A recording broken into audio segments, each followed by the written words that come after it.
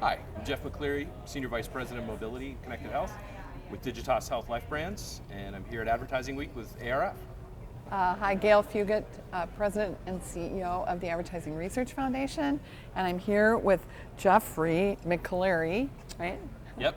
And you're the mobile director Senior Vice President of Mobility for Digitas of Health. Mobility, right? Mobility, For connected Digitas Health, and I yes. love this whole connection between health and mobility and Yeah. mobile. Yeah. So it is mobile, It is mobile. not just mobility. it is Explain, just mobile. explain the connection of those two. So, it started out a couple As years ago in as your job purely title. mobile. No, Yeah. in your job title, right? The job title was Mobile Strategy and Innovation, and it Yeah. was looking at, we have these really powerful computers that we carry around in our hands. How do we use them in a health context? But now with the way everything is expanding, we talked about wearables on the panel. We talked about just broader connected health systems, whether it's an iPad or your phone, a wearable device, or a nearable, something in your house that's like a sleep monitor next to your bed that's tracking information. All of that is the kind of new. I hadn't heard new that expression. mobility. Nearable and wearable, Nearables, right? yes. Yeah. They're either on you or they're around you. Right. And so trying to understand those and help our clients map a path through the relevant tools and information, to provide value to the patients and the brand is really kind of the role of what we try and do. Yeah, really interesting. So, in the face of all that, Internet of Things, nearables, wearables, upside downables, Right. how does advertising work today? How do you see that? And you're doing B2B and B2C, right? Yeah, we do. We help our clients with direct-to-patient, Physicians and direct-to-physician, yeah, and now even more so, physician-to-patient communication. absolutely. So, for us from advertising standpoint, I think it's a lot of people want to say that it's changed. I think that it's really evolved, and it's looking at understanding the shift from, hey, we've got 2 channels, we've got TV and internet, and 3 print, and we're going to blast out our brand and our messaging on there, to really being able to have a better contextual relationship with the end user, and understanding when that user chooses to engage across their own personal mix of devices and media channels and communications. It's understanding what that mix is for our target audience, and then how do we deliver contextual experiences through that mix? Right. So what does contextual, what does that mean to you from a consumer standpoint? Kind of personalize that a little bit. From a consumer standpoint, it's understanding that, hey, if I'm picking up my Amex card or Yeah. my Visa card to pay a bill, there's value that those companies can provide to me. Amex will give me back information on how I make purchases and purchase trends. When I go to a place like Target understands my purchase patterns, and knows to So it's kind of shareable serve up. now. It's shareable. It's data that I generate. Sharing that's some insight shareable. about you. Yeah, and Yeah. it's not necessarily so one way anymore. Yeah. It's a brand understanding that, hey, just because I have this information doesn't mean that I'm still the center of the universe and that I have a right to communicate with you any way I want. It's the brand understanding that I have all of this information and it gives me a particular context into how I need to relate to you, and more importantly, how you as the end user are going to value me. A brand that just puts a program together and puts information out there runs a huge risk of wasting a lot of money and effort. But if you take the time to understand, for Gail, when I know all of this fitness tracking and health information about Gail, and I'm a brand that she has just been prescribed because of a condition that she Right. has, what's my value to her? Right. Maybe it just information on the fact that you've got this new drug that you have to take.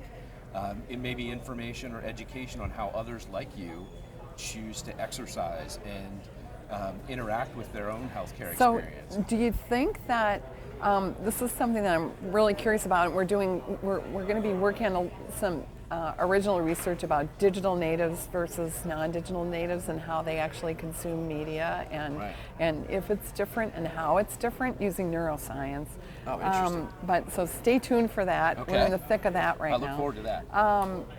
Kind of in that vein, do you think that consumers knowing that, oh gee, I only got 3.5 hours of sleep last night, and I was awakened, I had 1 minute of REM sleep, right? Do you think that it's going to cause consumers to change their behavior and think about their behavior differently?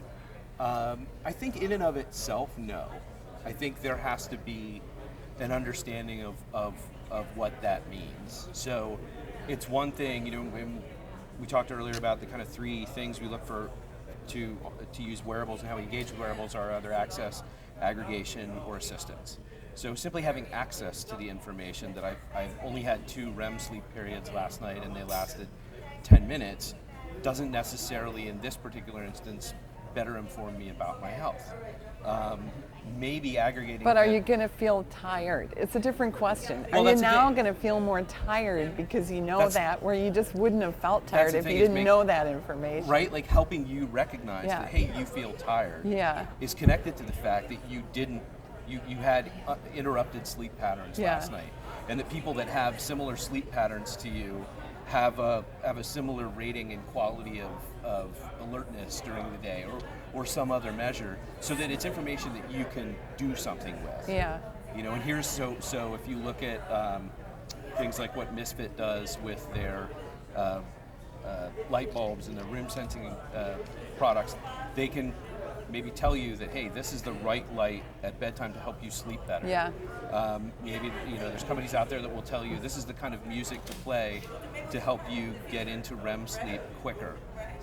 So now you're not only telling me the context Yeah. of my information, but you're delivering value back to me Yeah. based on the fact that you have a light bulb in my bedroom, Yeah. or you have a speaker next to my bed. Yeah, from the marketer standpoint. From the yeah. marketer standpoint, Yeah, yeah. I'm really curious about it from just the consumer, just you as a consumer. I think- Because my friend, has one of these, and I'm like, well, Scott, are you like more tired today? He goes like, yeah, I think I am, right? Yeah. Because now I have the information. I just wonder if it's going to really change the way consumers interact with brands and businesses, and think about themselves differently and experiencing life differently. Yeah, I think over time it will, and I think it's you look at the Apple Watch. The Yeah. Apple Watch is a convenience to me in many Yeah. ways, and that's the personal value I get out of it. When I walk with it at night or run with it, Yeah. it tells me information about that, and that's Yeah. personal value that I find important Yeah. to be able to pull in. And I think as we interact over time, it's about what understanding what the individual finds valuable out of that, or how I can Yeah. connect information. It's You know, customizing it. It's customizing Yeah. it, so I may be Curating sleepy at night maybe. because I don't sleep well. Yeah. And I may not care about that until I Yeah. start to have heart problems. Yeah. Or until, maybe I've developed sleep apnea. Yeah. And that's what the data is showing, and that's why I don't feel alert during the day. And then I do some investigation to figure out why that is. Maybe it's from allergies. Maybe I do have sleep apnea. And that's when I think it starts to become really relevant for the user. Right. So let's talk. Let's shift gears. Tell me your story. My How did story. you get to where you are? Where did you start? Have you always been interested in iWatches and technology, and you kind of Yes. did you have the pocket protector and the? I wasn't quite that bad. I was Yeah. close. Yeah. Did I you s- have the holster? Did you have the? I Remember they had the did. trios on the I did at holster? one point. So yeah. I was See, bad all right, enough. you're so busted. I was bad enough that I bought a trio when Sprint had it available. I about and cried when I had to give up my trio and I because hacked he it had for a like different typing network. buttons on it. I could I type know. so fast. I love beautiful that device thing. ever. But yeah, I was always a closet gadget head. I started out in pharma sales, carrying the Okay. bags, so that's Okay. kind of where I got my healthcare exposure. Yeah. And then Do you throughout, think that you need to walk the street to really get this the whole health. There's just Yeah. as much of an explosion in healthcare right now as there is in technology, right? I think you have to. I mean, I don't know if necessarily you had to carry the bag to get a better understanding of physicians, but it certainly helps. Yeah. And it's one of those things where the right people, I talked to the right doctors, and they were recruiting for. One of their patients was recruiting for an advertising agency, and said, "Well, who do you talk to?" And the doctor said, "Well, this person really knows." Got it. Really is helpful to the office. So that was a connection, and that's got me into advertising. And that was a little before, right around the time when the internet was gaining popularity. Yeah, late 90s. And I always had an affinity for mobile devices, so trying to understand the technology, and even looking at some of the earliest devices and understanding, like, well, hey, yes, this is 2 colors and it's all number-driven interaction, but it's connecting you to the internet. You can do things with this more than just make a phone call. Yeah. This is going to change the world. Yeah. And it's kind of just a passion for that and understanding the value, and as more and more technology comes out and connects to those things, or as things become smaller and more interactive, it's just really interesting, and to see how we can apply that to health and getting better. It's just very fascinating to me. So yeah, so changing the world, that's a pretty big thing to do. Like, what skills has it taken you to be successful? You have to From be selling. I mean, you've gone from selling to pharmacists. Or physicians. That's more of an intellectual sale. That's a whole cast of characters in and of themselves, right? Yeah. Then you're moving along to now clients. Clients, right?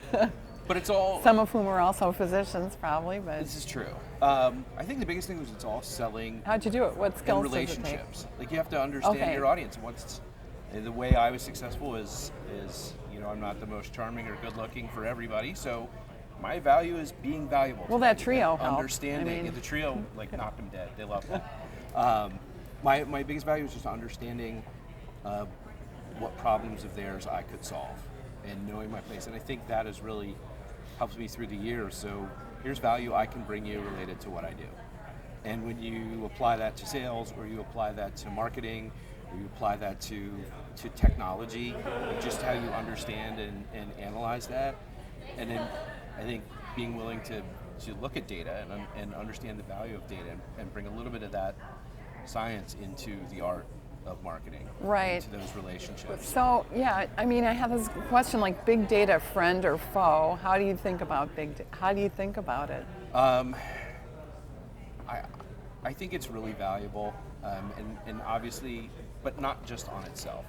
So my daughter had a conversation. She's looking at colleges. What do I do for a living when I grow up? And she has an affinity for math and numbers. And I said, well, there's this thing called big data, and big data is it's the ocean of all of the information generated by devices and surveys and all of these things dumped out there. So we're getting really good at collecting all of that, but what the need is to be able to understand how that makes sense, and to understand the algorithms that drive interpreting that, and then on top of that, the algorithms of algorithms, and the APIs that connect everything. And I said, the science around understanding that data is going to be really important. And she, from a marketing perspective, I don't know if she takes after her father or not, but that really resonated with her. Yeah. And so she's looking at the field of data science. Yeah. And I think when you talk about big data is just, I don't even think we're there yet. Like, we're just starting to collect that stuff in a meaningful way. So I think the evolution of that and the build on that is the interpretation and the understanding of what that means by user, by instance, or by category, and being able to kind of to process that information and turn it into something meaningful. I think that's the real promise of big data is really the science and the understanding behind that. Got it. So the next generation, we have 1,500 young pros in New York City alone. What advice would you give them? You're it sounds like you're curious. You must be unabashedly bold because you became a salesperson. So what advice would you give the next generation? The one before your daughter. The one, yeah, I would say it's Or before the one before your daughter. It's be curious and be relevant and understand. How do you do that? What are your tips? I think it's always asking the questions to try and understand what the value is. Like, everybody has a problem. Everyone's sets of problems based on who they are. And from a talking to a young marketer standpoint, you have to be, now more than ever, you have to be really good at solving that problem and being the right brand or tool or service to solve that problem. This is good. I mean, I think you're onto something really big in terms of like, you referenced previously asking the right questions, understanding what the question is, solving a need, solving an issue, both for the consumer. But I think the idea of figuring out the right question to ask, as I'm a researcher, a market researcher by trade, in packaged goods, and having the right question was absolutely tantamount to success. I can't tell you how many times we fielded a survey and we get it back and we're like, we didn't ask the right question. Right. We got all the answers back, but we didn't like unlock the door here. And that's the challenge part of it too, is like to help you ask that right question. There's two parts of the equation. We've talked a lot about the consumer, but the consumer's not the only one that has to get value out of this exchange. The brand has to spend money. It needs to show a return on that. Yeah. And so it's the balancing or the overlapping, finding the space where those two need sets and value sets overlap. Yeah. That really inform asking the right question. Like if we don't know where we're headed, it becomes much more difficult to ask the questions and evaluate the answers. You know that better than I do. And it's really understanding both sides of that. Yeah, but I like it applied. I really like it applied to skills and to having that skill and to building your career in terms of asking a lot of questions and walking in and not necessarily thinking. I think it would be very easy to go into business today and think that you had to have all the answers walking in. Right.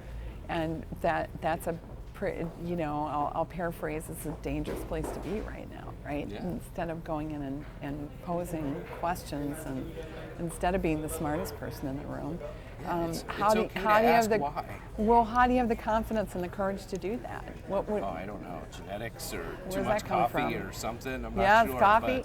But, I think it is just curiosity as well. It's like I see, you see two points that maybe don't make sense. The natural thing to me is just why. Yeah. Why don't they match up? Yeah. Or why is this different than this? And digging through the data and trying to understand, or digging through people's personal experiences. Yeah. That's the value of research. It gives us the answer to why, so that we can make better decisions. Whether it's deciding what the best approach for our disease is, deciding what kind of car to buy, or deciding who you want to marry. It's information. It's the answer to why that should drive our decisions. So I have a question for you that we've kind of brought to Adweek to our various events. We did a great debate last night, the game of Media Thrones, who's going to wear the crown, right? And I mean, we push right up against the topic of which I want us to get into as an industry: walled gardens versus open platforms. Yeah. This is a very controversial topic, as it turns out. So, right? So I want to kind of, I'd love to hear your perspective. And the way I thought about it, I chair the ANA Measurement Committee, and I was keynoting it at their conference last week, this Masters of Measurement. And I kind of got into this in-house versus out-house DMPs, right? Right. So I'm curious what your perspective is on is anybody going to be able to pull it all either in-house or integrate an open platform that has it all out-house? How do you think that's going to work? Because you're so cogent and intelligent around this whole data navigational area. Love your perspective on that. And clients, I'm sure, either inside or out, I'm sure they're posing this to you all the time. It's our generation's build or buy question, right? Exactly. And that's if there's value, I think it again comes back to value. If there's value for you as a brand, being the only owner of that data or the sole holder of that data. If it's something your competitors could use just as effectively as you, or to your detriment, maybe it makes more sense to have it yourself. But I think there's so many sources of data and endpoints of data that are generated across the universe of how we engage with media every day, that it doesn't make a lot of sense to be territorial about that. Yeah. If it's Is all it out right? there, you still have value in how you interpret it. Your interpretation of a data set is going to be probably maybe 60-70% the same as mine, and then we're going to differ on some things. Yep. And that, I think, is where the science and value of marketing really differs from brand to brand. Like, two brands can look at the same data set and go, well, hey, these are the similar numbers, but then when I apply my target audience from what I understand about whom I want to engage with versus your target audience, now it becomes different. And now it comes to my interpretation of that information and how I use that. And I think the more data that's out there to be accessed, to be combined with other data, to be made relevant across all of those different streams, I think that only benefits everybody. Right. Is it realistic? That's excellent. I think true universal sharing of data is probably not realistic. Is it realistic that we could come up with comparable metrics? Like we've issued a measurement mandate to the industry and said, look, we have to have comparable ROIs, comparable GRP for buying, comparable ROI for ROI, you can call it, but I mean some measure of sales, some measure of the outcome, right? So what did this not do for too the brand? squishy. Yeah. Not a proxy, not an estimate. Do you think that it's realistic to think that we can get common metrics across all these on an open platform, from word of mouth to experiences to the things you're speaking about? I think you can, because I think we already have it. I think the common metric in this space is the dollar. Got it. So have I generated more dollars against what I spend or less dollars for the brand? And it comes from there. Like in the past, we look at clicks, we look at impressions, we look at all of that information. Yeah. We go, okay, hey, my activity's up, so therefore, if my dollars go up, they must be related. Yeah. I don't need to make that assumption anymore. I can look at the data and understand the direct correlate. When I ask why, I've got a direct line. And if I don't, as a marketer, shame on me. You got problem. Right? So it's imperative that I understand and can connect those dots, and the end result or the end arbiter of all of that is still the dollar bill. Yeah. Do I have more of them or less of them when I You're here started to sell this program? stuff. Sell some stuff. Yeah. Yeah. Yeah. So we're always selling, right? Yeah, exactly.